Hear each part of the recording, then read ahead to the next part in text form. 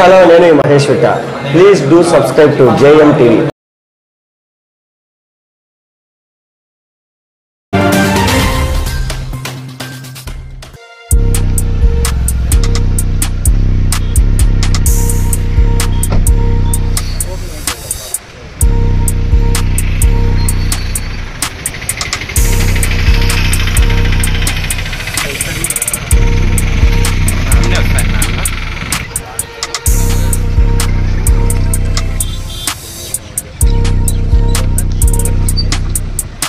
మాట్లాడారు మనుషులు వాళ్ళే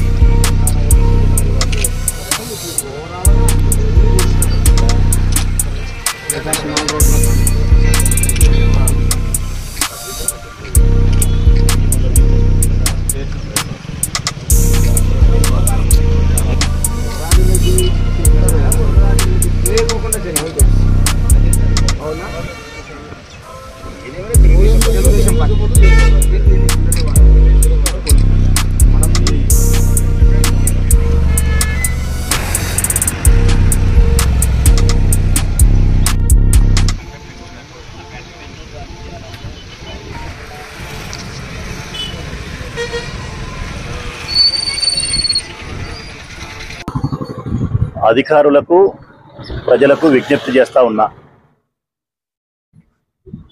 ఈరోజు సాయంకాలం 4 గంటలకు మా ప్రియతమ నాయకుడు జగన్మోహన్ రెడ్డి గారు ప్రొద్దుటూరుకు వస్తూ ఉన్నారు.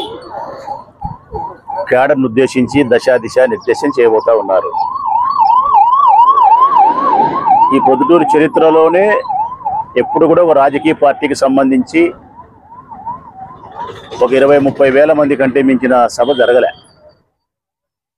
ఇది ఫస్ట్ టైం జగన్మోహన్ రెడ్డి గారి సభ ఈ నియోజకవర్గంలో 1,50,000 మంది, 1,00,000కు పైన 1,50,000 లోపల జరిగే బహిరంగ సమావేశం. గొప్ప సభ. ఆ మనిషికి అంత జనంలో విలువ ఉంది. జగన్మోహన్ రెడ్డి గారికి ఆ క్రేజ్ ఉంది. గతంలో అయితే ఏ రాజకీయ పార్టీకి సంబంధించిన నాయకులైనా పొద్దుటూరుకు వస్తున్నారు, వేరే ఊరికి వస్తున్నారు అంటే కన్నా జనాన్ని సమీకరణ చేయాల్సిన పరిస్థితి ఉంది. అది మందు ఇచ్చి, బిర్యానీ పొట్లాలు ఇచ్చి, డబ్బులు ఇచ్చి, అనేక రకాల ప్రలోభాలతో పిలిపించుకోవాల్సిన పరిస్థితి అది. జగన్మోహన్ రెడ్డి గారికి, ఎన్టీ రామారావు గారికి, రాజశేఖర రెడ్డి గారికి మాత్రమే ఆ పరిస్థితి లేదు. స్వచ్ఛందంగా జనం వస్తారు. అందులో కూడా రాజశేఖర రెడ్డి గారి కంటే ఎక్కువ జనాకర్షణ కలిగిన వాడు జగన్మోహన్ రెడ్డి. విపరీతం. మాకు నాయకులకైతే రాగిన పైసా పని లేదు. మేము చేయాల్సిందల్లా ట్రాన్స్పోర్ట్ వ్యవహారం ఒకటి చక్కదిద్దితే చాలు. మనుషులు పల్లెల నుంచి కానీ పట్టణాల నుంచి కానీ రావడానికి మేము వెహికల్ అరేంజ్ చేయగలిగితే చాలు. ఇక వాళ్ళు మా నుంచి డబ్బులు ఆశించడంలే, మందు ఆశించడంలే, భోజనాలు ఆశించడంలే, అసలు మమ్మల్ని పట్టించుకునే పరిస్థితులు కూడా లేరు. కరెక్ట్గా చెప్పాలంటే జగన్ వచ్చిన తర్వాత, జగన్ రాకముందు ఈ పిల్లలు ఎవరైతే ఉన్నారో నన్ను ఎమ్మెల్యేగా అన్న అని చూస్తారు. జగన్ ఆడు వచ్చా అంటే నన్ను ఇడిచిపెట్టి జంకొని పోతారు. వీళ్ళు ఎవ్వరు ఉండరు. ఇక్కడ అంత క్రేజ్ ఉంది ఆయనంటే. కొన్ని లక్షల మంది జనం సమీకరణ అయ్యే పరిస్థితి ఉంది ఆయన వచ్చే పరిస్థితి. ఇది ఈరోజు సమావేశం. ఇంత గొప్పగా ప్రొద్దుటూరులో సభ జరుగుతూ ఉంటే ఒక రాజకీయ పార్టీకి సంబంధించి తెలుగుదేశం పార్టీ వాళ్ళు మాత్రం కడుపులో ఆవాలు పోసుకొని బతుకుతున్నారు. ప్రతిసారి అంతే. ఇక్కడ మేము ఏది కార్యక్రమం పెట్టుకున్నా జగన్మోహన్ రెడ్డి గారు ఎప్పుడు వచ్చినా కానీ ఏదో ఒకటి అల్లరి చేయాల్సిందే, ఏదో ఒక దాడి చేయాల్సిందే, ఏదో ఒకటి అవాంఛనీయ సంఘటనలు క్రియేట్ చేసి పక్కదారి పట్టించడమో లేకుంటే సభను నిర్వీర్యం చేయాలనే ప్రయత్నం చేయడం జరుగుతుంది. లాస్ట్ టైం సామాజిక సాధికారిక బస్ యాత్ర జరిగితే బెనర్జని వైఎస్ఆర్ కాంగ్రెస్ పార్టీ కార్యకర్త దళిత బిడ్డను హత్యా ప్రయత్నం చేసి నరికి వాడు ఇప్పుడు కూడా సరిగా కోలుకోలే. ఇంకా 6 నెలలు అయిందో ఇప్పుడు కూడా సరిగా కోలుకోలే. తలకు 2-3 పెద్ద ఆపరేషన్ చేసి వాడు 2-3 నెలలు హాస్పిటల్లో పడినాడు. తీర్మానంగా చంపే ప్రయత్నం చేసినారు. అప్పుడు అట్లా డిస్టర్బ్ చేయాలని ప్రయత్నం చేసినారు. ఇప్పుడు మళ్ళా చిల్లర పనులు వాసవి సర్కిల్ పై నుంచి ఫ్లెక్సీలు పెడితే మా వాళ్ళు ఇట్లా రాత్రికి రాత్రే ఇట్లాంటి 18 కోసినారంట. 18 ఫ్లెక్సీలు ఇట్లాంటి కోసినారు. ఇట్లా అన్నీ ఒకే యాంగిల్లోనే బ్లేడ్తో కట్ చేసినారు. అన్నీ ఒకే యాంగిలే బ్లేడ్తో కట్ చేసినారు ఆ వాసవి సర్కిల్ పై నుంచి. దీనివలన ఏం లాభం వస్తుంది వాళ్ళకు?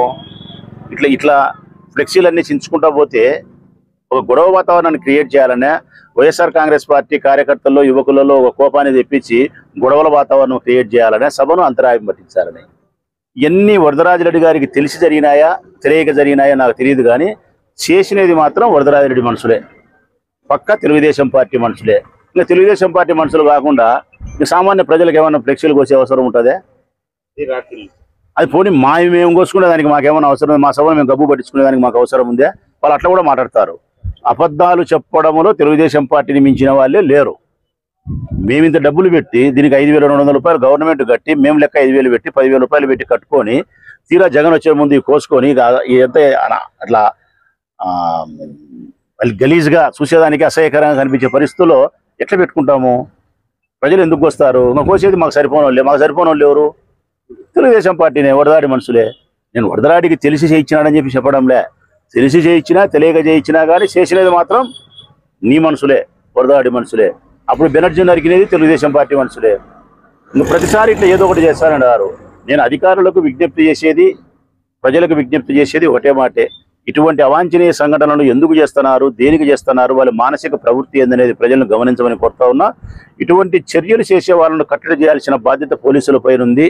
ఎన్నికల కమిషన్ కూడా దృష్టి సారించాల్సిన అవసరం ఉందని మాత్రం చెప్తా ఉన్నా. ఇది ఒకవైపు. ఇంకో 2 రోజుల క్రితం 3 రోజుల క్రితం నుంచి ఇంకొక కోణం జరుగుతూ ఉంది. బంకచెన్నాయపల్లి చిన్న గ్రామం, 325 ఓట్లు ఉన్నాయి. రాజేష్ అని మా పార్టీ కార్యకర్త నాయకుడు, ఆ పిల్లోనికి ఫోన్ చేసి రాఘవరెడ్డి నువ్వు ఏజెంట్గా కూర్చోకూడదని బెదిరిస్తాడు. నువ్వు ఏజెంట్గా కూర్చోకూడదు అంటే కూర్చుంటా అన్నా, మా పార్టీ అధికారం లేకొచ్చు, అది వచ్చిన తర్వాత నీ కథ చూస్తాం రా కొడక. నక్కల్దిన సుబ్బారెడ్డి మీద ఒత్తిడి చేస్తారు. కామనూరు నక్కల్దిన మీద సుబ్బారెడ్డి మీద ఒత్తిడి చేసి అందరూ మా సైడ్ తిరుగుతున్నారు, నువ్వు ఒకనివి అవతల పక్క కూర్చుంటున్నావు, కూర్చోకూడదు, నీ కథ తేలుస్తాం, అట్లా ఇట్లా నీ భూములు కాదు ఇబ్బందులు పెడతాం, ఇంకోటి ఇబ్బందులు పెడతామని ఆ నక్కల్దిన సుబ్బారెడ్డి మీద తీవ్రమైన ఒత్తిడి చేసి మానసిక క్షోభకు గురి చేస్తున్నారు. కామనూరు గ్రామంలో మా పార్టీని ప్రేమించే వాళ్ళు దళితులు ఉన్నారు, ముస్లింస్ ఉన్నారు, రెడ్డి గారు ఉన్నారు. ఇప్పుడు స్వాతంత్రం వచ్చినప్పటి నుంచి ఆ ఊర్లో ఓటింగ్ జరగాలే. దేశమందరికీ స్వాతంత్రం వచ్చింది, ప్రొద్దుటూరు అందరికీ స్వాతంత్రం వచ్చింది, కామనూరు ప్రజలకు మాత్రం స్వాతంత్రం రాలే. అడగా బానిస బతుకులు బతుకుతున్నారు పాపం వాళ్ళు, వరదరాజరెడ్డి గారు పుణ్యం అని. ఎప్పుడు మీరే రిగ్గింగ్ చేసుకుంటున్నారు? ఏ రోజన్నా ప్రజల చేత ఓటు ఇచ్చినారా? దానికి సమాధానం చెప్పమంటే కల్లిబొల్లి మాటలని చెప్తారు. ప్రజలకు మేమంటే అభిమానం అంట. ప్రజలకు అభిమానం అయితే ఓటు వేస్తే నీకు రావాలా, ఓటు నువ్వు వేసుకోకూడదు. ప్రజలకు నీ మీద అభిమానం ఉందని చెప్పి ప్రజల ఓటు నువ్వు వేసుకుంటావా? ప్రజల భూమి నువ్వు తింటావా? ప్రజల పని నువ్వు చేస్తావా? ఎవరి పని వాళ్ళు చేయాలి కదా. మళ్ళీ 14 లేచిన నుంచి చిలకపలుకులు మాట్లాడతాడు. ప్రజాస్వామ్యం ప్రజాస్వామ్యం ప్రజాస్వామ్యం. మిలిటరీ వాళ్ళు ఆడ సోల్జర్స్ ఉన్నారు, హిమాలయ పర్వతాల కాయలు కచ్చన్నారు, వాళ్ళ పుణ్యాన్ని మనం బతుకురావని పెద్ద పెద్ద మాటలు చెప్తావు. నీ ఊర్లో ప్రజాస్వామ్యం చచ్చిపోయింది, నీ ఊర్లో ఓటకు వినియోగించుకోలేని పరిస్థితుల్లో పెట్టినావు. చేతనైతే రేపొద్దున ఎలక్షన్లకు ప్రజాస్వామ్యబద్ధంగా ఎన్నికలు జరుపు. మరి ధైర్యం ఉంటే నీకు ఎక్కువ వచ్చాయి, వైఎస్ఆర్ కాంగ్రెస్ పార్టీకి ఎక్కువ వచ్చాయి చూస్తాము. బంకచెన్నాయపల్లిలో బెదిరించివి నీ తమ్ముడు రాఘవరెడ్డి, నీ కొడుకు కొండారెడ్డి ఏమో కామనూరు నక్కల్దిలో బెదిరించారు. కామనూరులో మీరు బెదిరిస్తున్నారు. రేణుకాని మా పాపను భద్రం రేపొద్దున ఏజెంట్ కూర్చుంటే నీ మూడు నీ కథ రాండి, మనం మాట్లాడుకున్నాం, మనం ఒకటి రాండి మాట్లాడుకున్నాం, మాట్లాడుకునేదాన్ని మీరు రాకపోతే మీ కథ తేలుచాం అని నయము భయము స్వయము అన్ని పెట్టి ప్రలోభాలు. ఒక చోట 500 ఓట్లు, ఒక చోట 300 ఓట్లు, 500 ఓట్లు ఉంటే చిన్న చిన్న ఓట్లకు కూడా బెదిరించుకొని రిగ్గింగులు చేసుకోవాలని ప్రయత్నం చేసే పరిస్థితికి మీరు వచ్చినారు. మీరు ఈ ప్రొద్దుటూరు నియోజకవర్గంలో వరదరాజిరెడ్డి ఫ్యామిలీ రాజకీయాలు ఉన్నంతసేపు హింస పెరిగేదానికి ఆస్కారం ఉంది, ప్రజాస్వామ్యం చచ్చిపోయేదానికి ఆస్కారం ఉంది. కవ్వింపు చర్యలు చేయడం కానీ, దాడులు చేయడం కానీ, రిగ్గింగులు చేసుకోవడం కానీ, ఎన్నిక కావడానికి ఎన్ని అక్రమమైన మార్గాలు ఉన్నాయో అన్ని అక్రమమైన మార్గాలు అవలంబించే మనస్తత్వం కలిగిన వాడు వరదరాజిరెడ్డి. ఇది స్పష్టంగా అధికారులకు చెప్తానా, ప్రజలకు చెప్తానా, ఈ వ్యత్యాసాన్ని గమనించమని ప్రజలకు చెప్తా ఉన్నా. నేను నోటితో సమాధానం చెప్తారు అబద్ధాల వల్ల, రిగ్గింగులతో సమాధానం చేస్తారు మోసాల వల్ల.